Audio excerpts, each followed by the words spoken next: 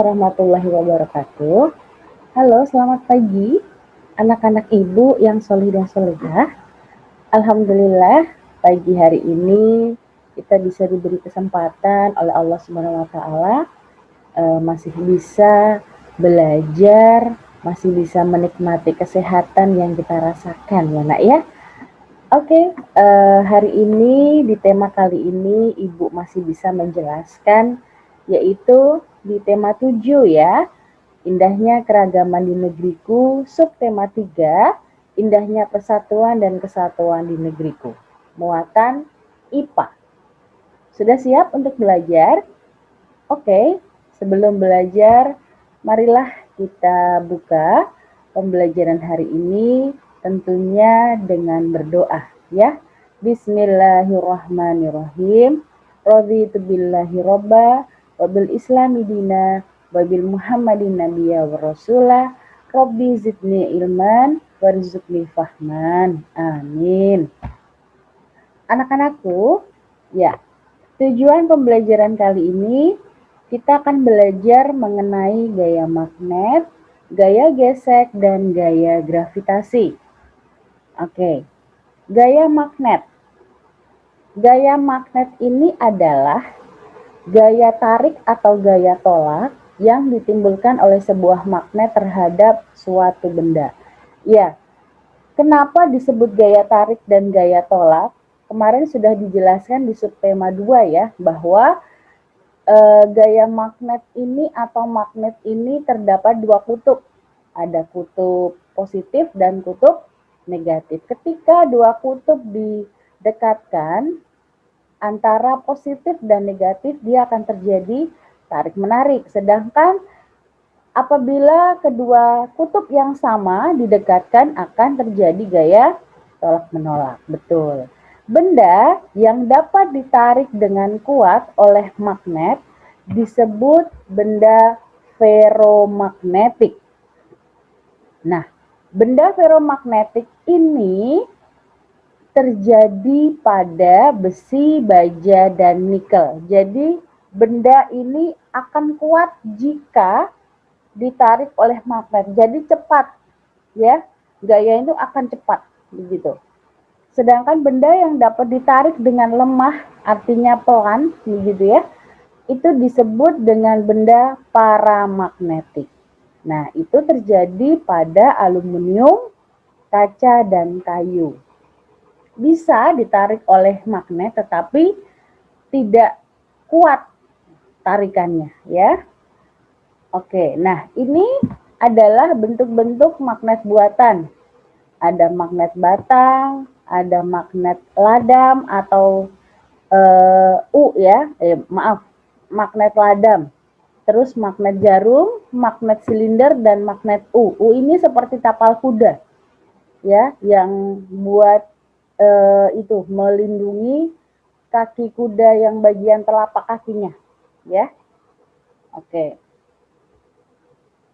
Contoh pemanfaatan gaya magnet dalam kehidupan sehari-hari.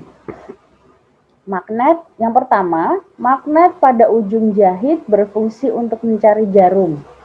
Yang kedua, magnet pada besi listrik berfungsi untuk menggerakkan pemukul lonceng. Ya. Yang ketiga, magnet pada pintu kulkas berfungsi sebagai perekat pintu dengan badan kulkas. Jadi kalau kalian membuka kulkas atau menutup kulkas itu di situ ada magnetnya. Yang keempat, magnet pada kompas berfungsi untuk menunjukkan arah utara dan arah selatan. Oke. Gaya gravitasi adalah gaya yang menarik benda selalu menuju ke bawah. Jadi di bumi ini terjadi, hanya ada di bumi ya, gaya gravitasi ini ya. Nah, gaya gravitasi ini terjadi pada semua benda. Semakin berat benda, semakin besar gaya gravitasinya. Sudah pernah Ibu praktekkan, kita praktek ya di kelas 3 ya, antara tisu dengan kertas yang dibulat-bulat ya. Kalian jatuhkan dengan tempat yang agak tinggi ya. Terus kalian jatuhkan, mana benda yang lebih jatuh duluan? Ya, pasti kertas yang diremas-remas, gulungan kertas, karena kertas tersebut menambah berat bendanya. Sedangkan tisu itu ringan sekali, begitu ya. Nah, bumi termasuk benda yang sangat besar sehingga gaya gravitasinya pun besar. Salah satu contohnya adalah ya buah yang jatuh dengan sendirinya dari pohon.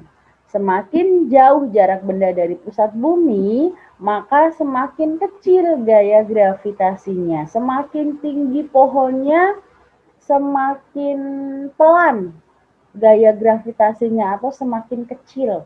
Begitu ya. Nah, contohnya. Nah, ini adalah Isaac Newton yang menemukan gaya gravitasi, ya. Saat berjalan, gaya gravitasi menarik berat tubuh kita. Yang kedua, gaya gravitasi bumi menarik semua benda yang ada di bumi. Gaya gravitasi menarik air jatuh ke bumi, dan pada terjun payung, gaya gravitasi bumi menarik parasut jatuh ke tanah. Gaya gesek. Nah, sekarang kita ke gaya gesek ya. Gaya gesek adalah gaya yang terjadi jika dua benda permukaan saling bergesekan. Nah, besar kecilnya gaya gesek ini dipengaruhi oleh permukaan kedua benda yang bergesekan ya. Ketika permukaan itu halus, maka gaya geseknya semakin kecil karena licin ya. Tidak ada tenaga banyak yang kita keluarkan. Tetapi sebaliknya, semakin kasar permukaan, maka semakin besar gaya geseknya. Nah, contohnya pada sepatu roda, ya. Nah, ada arah benda dan arah gaya geseknya. Nah, main sepatu roda itu harus di permukaan yang halus karena gaya geseknya kecil, begitu ya.